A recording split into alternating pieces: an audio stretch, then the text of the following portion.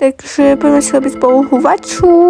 Takže si umieme najprv ovocie, dáme ho do mističky. Robím to fakt po prvýkrát.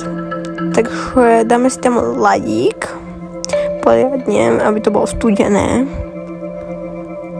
Potom si tam dáme také žele, ktoré vám tu pekne ukazujem. Dám si tam všetky prichutie. A pekne to tak satisfying vytlačím, nakrájam pekne a hodím to do myštičky a fakt tam všetko, aby toho nebolo málo.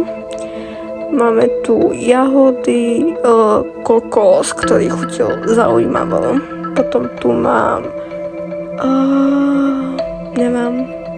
mango a pekne zamiešam. Také pekné to je. No. Potom si tam pridám mliečko, ako Moulin Milk a zalejem to Spriteom. Pekne to pomiešam, akože vyzerá to divne, ale verím tomu, že to bude chutiť dobre. Takže toto je moja reakcia na to, keď to budem ochutnávať.